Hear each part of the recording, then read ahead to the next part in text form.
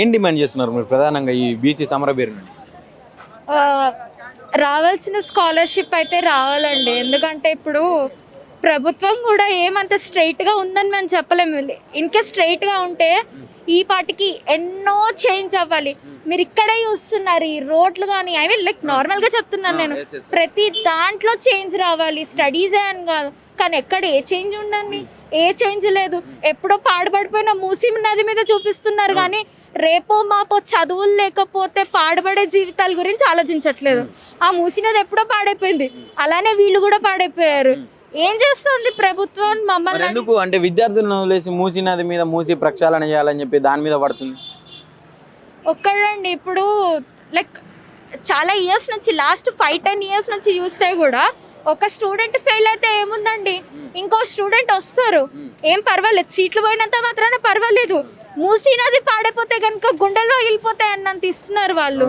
మరి స్టూడెంట్స్ విషయం ఏంటండి? స్టూడెంట్స్ జీవితం పాడైపోతే అదే మూసీ నదిలో పోయి దూకేస్తారు. వీళ్ళు ఒప్పుకుంటారా? ఒప్పుకోరు. మళ్ళీ ప్రతి ఒక్కళ్ళ లైఫ్ వీళ్ళకి ఇంపార్టెంట్. ఏముందంటే మరి ప్రభుత్వం ఏం చేస్తుందని చెప్తే గాజులు దొడుక్కొని కూర్చుందనే చెప్తాం మేము, అంతకు మించి ఏం చెప్పం. విద్యాశాఖ మంత్రి ఎవరు? ప్రస్తుతానికి ఆయన ఎవరు పెట్టలేదు కదండి. ఆయన ఎవరైనా పెడితే పలానా పర్సన్ మా ఎడ్యుకేషన్ మినిస్టర్ అని చెప్పుకుంటాం. ఎడ్యుకేషన్ మినిస్టర్ ఉన్నా వచ్చింది లేదు, అందుకే పెట్టలేదు అంతే. 1 year దాటిన తర్వాత కాంగ్రెస్కి వచ్చింది. ఆ విద్యారంగం సమస్యల మీద కానీ అటు రైతాంగ సమస్యల మీద కానీ ఎలాంటి మార్పులు తెస్తే మీరు అవుట్ ఆఫ్ 10కి ఎంత ఇస్తారు?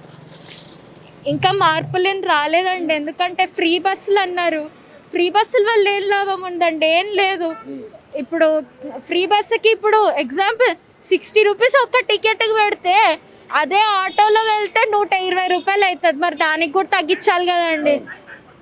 ఇక్కడ ఉండాలని లేదన్నా, ఇక్కడ లేదు ఎక్కడా లేదు వాళ్ళకి, అందుకే 0. బ్రదర్ ఎట్లా ఉంది? విద్యార్థులు అనేక సమస్యలతోటి ఇబ్బంది పడుతున్నారని చెప్పి అంటున్నారు, కానీ ఒక పక్క విద్యార్థులకు న్యాయం చేయడం కోసం ఏర్పడదు కదా కాంగ్రెస్ పార్టీ, రేవంత్ రెడ్డి. ఇప్పుడు కాంగ్రెస్ పార్టీ న్యాయం కోసం ఏం చేస్తుంది మీరు చెప్పండి, నేను తర్వాత చెప్తా. ఇప్పుడు వాళ్ళు స్కాలర్షిప్ మానేసారు, ఫస్ట్ స్కాలర్షిప్ మానేసారు. అది చిన్నలాగా చిన్న స్కీమ్లు ఇస్తారు, ఇందిరామాయిలు, అది దాని తప్ప ఇందిరామాయిలు తప్ప వాళ్ళు అది హైదరాబాద్ ఆపేస్తే వాళ్ళు మంచిగా బతికిపోతారు. ఒకవేళ హైదరాబాద్ వీళ్ళు దీంతో ఎలా ఉంటే చెప్పండి, హైదరాబాద్ మానేస్తే మనకి ఇంద్రమాయిలు కావాలా? ఇంద్రమాయిలు ఏం అవసరం లేదు, వాళ్ళు హైదరాబాద్ మానేసండి అంతే, మాకు సరిపోతుంది ఇంటి వాళ్ళు. ఎందుకంటే నేను చూస్తున్నా మా ఇంట్లో మా డాడీ మా మమ్మీ అంత కష్టపడి ఇల్లు కట్టిరు. ఇప్పుడు హైదరాబాద్ వచ్చి అది వెళ్ళిపోతుంది అంటే ఏం చేయాలి మేము? అది ఇంద్రమాయిల్లా ఇస్తుంటారు. ఇంద్రమాయిలు మాకు ఎవరు కావాలా? మా ఇండ్లు మాకు ఇచ్చేయండి. అదే ఎందుకు? అది ఏం అవసరం లేదన్న రేవంత్ రెడ్డి అన్న. నేను ఒకటంతా, మీరు నాకు ఇంద్రమాయిలు ఏమొద్దు, డబల్ బెడ్రూమ్ మీరే కట్టుకోండి, మాకు హైదరాబాద్ మానేసేయండి. ఎందుకంటే నేను చూస్తున్నా చిన్నప్పటి నుంచి మా డాడీ మా మమ్మీ ఎంత కష్టపడి చేస్తుండో, మీరు మొత్తం అది తీసేసి అది తీసేసి కొత్త ఇల్లు ఏం అక్రమంగా కట్టుకోరంట కదా మీరు? అక్రమంగా కట్టుకుంటే 20, నేను ఇప్పుడు దాదాపు 50,000 పైన ఉంటున్నాం ఇక్కడ హైదరాబాద్ లో. మా డాడీ మా గ్రాండ్ ఫాదర్ మొత్తం ఇక్కడదే.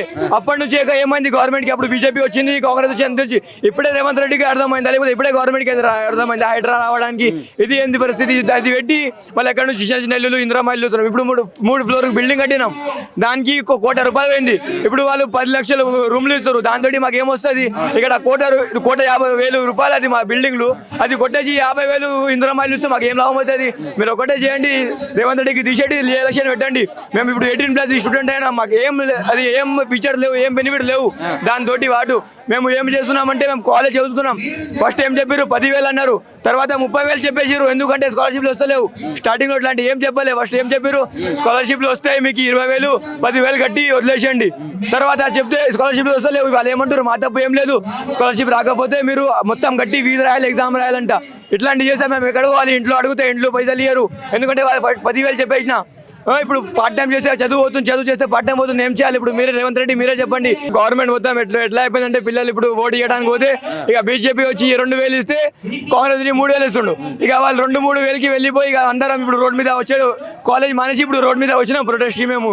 ఇది వచ్చేసి మా ఇప్పుడు అందుకంటే నా పిల్లలు మీరు ఎవరైనా 18+ పైన ఎవరైనా ఓటుకి ఉంటే 3,000-22,000కి పోకండి. మీరు ఎవరు మంచిడో వాళ్ళకి ఓట్లు ఇవ్వండి. ఇప్పుడు లేకపోతే ఇట్లాంటి చూడండి ఎంతమంది వచ్చి ఇప్పుడు అందరు స్టూడెంట్స్ అన్ని కాలేజ్ నుంచి వచ్చి ఇక్కడ ప్రొటెస్ట్ చేస్తున్నారు. చేస్తున్నాం. మరి ఎట్లా ఉంది? పోయినసారి బాగుందా, ఇది బాగుందా గవర్నమెంట్? పోయినా సార్ చాలా బాగుందన్న. మేము ఇంటర్లో ఉన్నప్పుడు మాకు స్కాలర్షిప్ వచ్చింది 7,000 వచ్చింది, కానీ కానీ ఇప్పుడు వాళ్ళు 15,000 అన్నారు. డిగ్రీలో వస్తే 15,000 ఇస్తా అన్నారు, కానీ ఇప్పుడు అది లేదు, నాకు 7,000 లేదు.